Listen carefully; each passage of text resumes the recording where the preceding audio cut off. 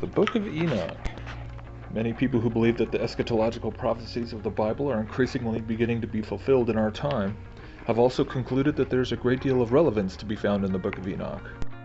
Many teachers such as Chuck Missler, Tom Horn, Doug Hamp, and others have helped reintroduce the Book of Enoch, pointing out things such as the insufficiency and contradictory nature of the, quote, Sethite theory, commonly used for generations to explain away the passages in Genesis 6 that talk about the Nephilim, and how books in the New Testament refer to it as well, the Book of Jude quoting from Enoch directly and calling it prophecy. Indeed, the topic of Enoch, the Nephilim, and how the fallen watchers taught mankind all sorts of wicked knowledge, such as sorcery and astrology, warfare and seduction, is a far more widely accepted idea than it was even just 10 years ago. Secular TV shows such as Ancient Aliens have even helped bring the awareness of this book's existence into the mainstream. Enter the Flat Earth. As most of you know, in the past 6 months or so, the internet has seen a sudden and unexpected exponential rise in the discussion surrounding the question of the true nature of the Earth itself, as well as our universe as a whole. Bolstered by years of questionable NASA footage, an increasing awareness of how much the government and its various agencies lie to the public about all manner of things, and the realization that there are people behind the scenes manipulating virtually every aspect of what we are told is reality, this really shouldn't be all that surprising. Just a few months ago, I would have scoffed at the idea of a flat Earth just as heartily as anyone else. About a year prior to that, I would have still been rolling my eyes at the suggestion that the Apollo missions didn't actually make it to the moon's surface. Rewind 5 years before that, and I was still unable to conceive of the notion that the 9/11 attacks were carried out by elements within the American government itself. In each case, my initial disbelief was confronted by some new piece of data which could not be made to conform to the official narrative. The intrusion of new data would refuse to go away and agitate my thoughts like a burr under a saddle, prompting deeper investigation, until the questions grew into skepticism, and then skepticism grew towards finally having to question and perhaps rethink a framework of beliefs which I had held for a very, very long time.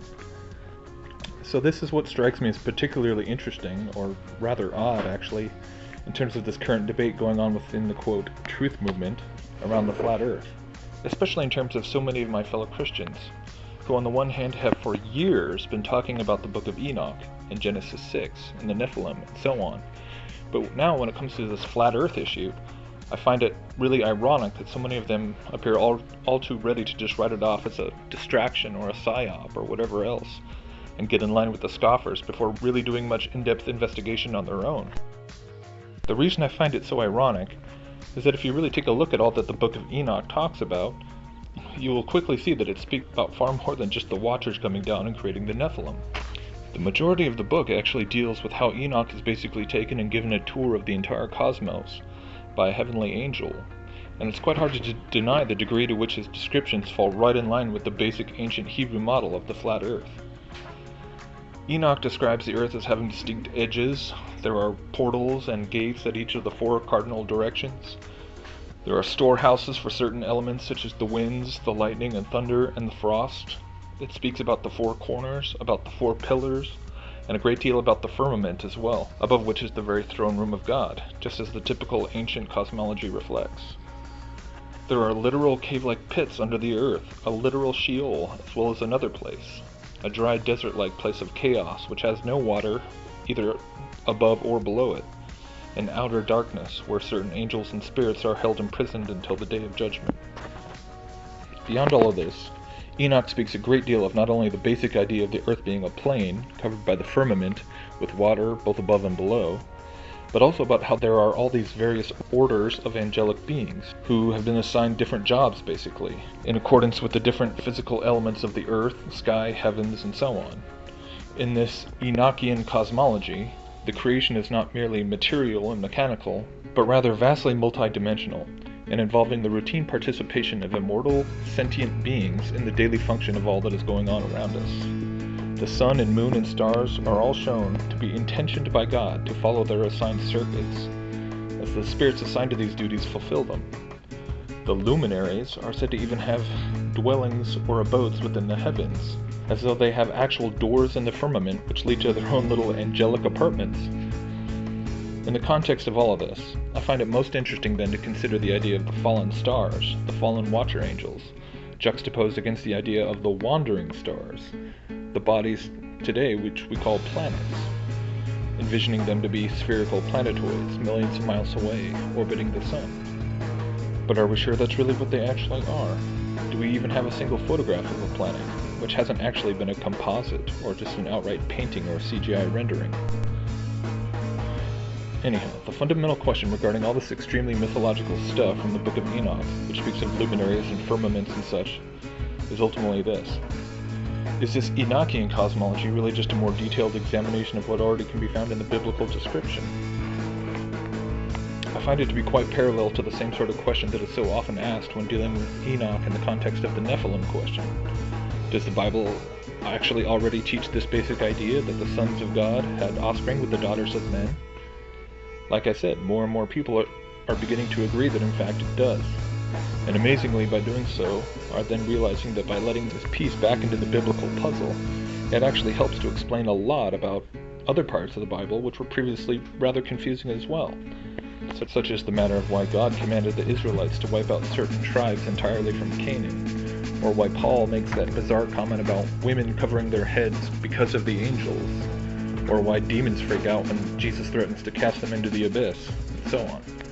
So when we look seriously at that question, when we start to take a fresh look at the traditional canonical scriptures, suspending for a moment all of our modern assumptions about how it does actually describe a globe Earth, then what do we really start to find?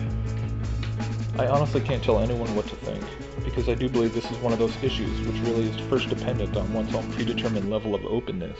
It is really pointless to try and force someone to question something which they are internally quite unprepared to question. All I can really speak for is myself, and to the fact that when I actually begin to start taking a new look at the Bible, to see if it really could be said to describe not just a globe, but a vast expansive Copernican-esque universe, or instead something which more closely resembles the dome idea, well, I was pretty amazed at what I very quickly began to see. Right off the bat, you can start there in Genesis 1, where it says God hovered over the waters.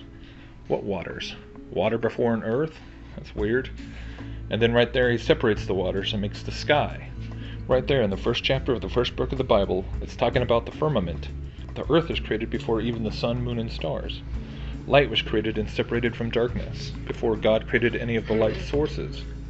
And on it goes from there. You go through books like the Psalms or the Prophets, and see it talking about the corners of the earth being fixed and immovable, the sky being stretched out like a tent. You get to the book of Job, and the last few chapters are intensely descriptive of a dynamic, Enochian, flat earth model. It even mentions things like Leviathan, the massive sea creature, which lurks in the watery depths surrounding the earth's foundations, which is also mentioned in Enoch. In Job, God talks about it like a literal creature. There's really so much to reconsider from this alternative viewpoint. The ascension of Jesus, as well as his triumphant return, where the Bible says everyone on earth will see him in his glory. Just kind of hard to imagine how that works on a ball earth. I think about the Tower of Babel. I reevaluate things like Jacob's Ladder. The Star of Bethlehem suddenly seems to make a lot more sense with this cosmology as well. Then you get to Revelation, and again the direct connection between angels and stars is virtually undeniable. How do entire stars fall to Earth if they are millions of miles away, comprised of massive nuclear explosions many times larger than the Earth? How do such falling stars have names and personification? How does the sky actually get rolled up like a scroll? There are so many verses, so many descriptions, which start to take on new life and make a lot more sense when we allow ourselves to consider them through a paradigm that is, yes, rejected and ridiculed by mainstream scientific institutions.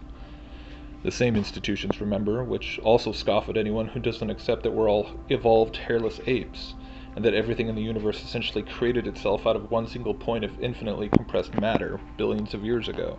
So the question I would end with is for my fellow Christian brothers and sisters, my fellow students of Bible prophecy, and particularly my fellow adherents of the Genesis 6 paradigm, who are so fond of talking about Matthew 24 and how, as in the days of Noah, so shall the coming of the Son of Man be, and pointing to the Book of Enoch as an authentic, biblically endorsed work that people should take seriously because of all the end times ramifications and implications involving things like transhumanism and alien deceptions and everything else. My question to them is this: how does one pick and choose which portions of 1st Enoch to take seriously? How can the Nephilim idea be emphasized so heavily and so routinely, even though that in itself is largely rejected and ridiculed both by mainstream Christianity and the secular world, while the bulk of the content in that book would lend great weight to the argument for investigating much further the possibility that the Earth might indeed be flat, and might very well have a dome-like firmament, and the sun, moon, and stars might be very, very close? Why is that summarily rejected? It just doesn't make a whole lot of sense to me. I don't get how the, quote, truthers, whether Christian or not for that matter, can make these kinds of statements about how the flat earth issue could destroy the credibility of the truth movement, and so on. Am I confused, or isn't the solitary objective of the truth movement supposed to be the unhindered, unapologetic quest to seek the truth, no matter how laughable or countercultural or conspiratorially wacky it might be to the mass majority? Isn't the idea supposed to be that there are no stupid questions, only stupid assumptions? And I find this particularly weird when it comes to my fellow Christian truthers. I mean, really? You're worried about appearing credible or not looking like a crazy person when you're already talking about things like UFOs being demonic and Nephilim hybrids and CERN being some kind of interdimensional portal that might open up the abyss of Revelation? That ship of perceived credibility has sailed, my friends. It was gone from the mainstream world when you started questioning things like the official narrative of 9/11, and it was even gone from the secular truthers when you started talking about the Bible being true and Jesus dying for our sins, and the Book of Revelation being something that is being fulfilled right now before our very eyes. I honestly don't care anymore about being viewed as crazy by other people. I'm not afraid to ask questions that most people would find insufferable, or to entertain notions of conspiracies and cover-ups that most people would reject outright, simply because they cannot allow themselves to imagine that so many millions of people could be all fooled in such a way. But I know we've all been fooled, in all kinds of ways, and I myself have been no exception. I've had to cross that bridge of paradigm reconstruction many times now, and I actually find it much less painful of a process nowadays than I used to. I find it quite amazing, really, that so many people who are seriously questioning the globe model and researching the possibility of the Earth being a plane, doing experiments with curvature and re-examining all the things we've been taught as unquestionable since we first started kindergarten, so many of these folks are not Christian, but atheists, agnostics, or people with all kinds of different spiritualistic beliefs. We've got people believing that our world is just one puddle and that it sits on an infinite plane, like a sheet of ice riddled with an infinite number of other puddle systems. Or other people who basically look at the earth and sky and the heavenly bodies as a huge collection of holograms and mechanistic fakery, the whole dark city concept, and all sorts of other interesting theories about what the world was truly like. So it's quite odd to me that for people who claim to believe in the Bible and take it as literal truth, that we would find such questioning to be at all threatening when we already believe in the realm of the supernatural, in the existence of an eternity beyond our temporal existence, in angels and demons and spiritual warfare between the two. Does the shape of the earth threaten to change any of that? Has anyone started out questioning the globe and by doing so eventually found themselves rejecting the gospel or abandoning the cross because they couldn't find proof that the earth is really curved? I haven't heard a single testimony of that kind as of yet, but I sure have encountered a lot of people who have wound up rejecting the Bible and the Creator in favor of the established, quote, scientific fact of an infinite evolving universe.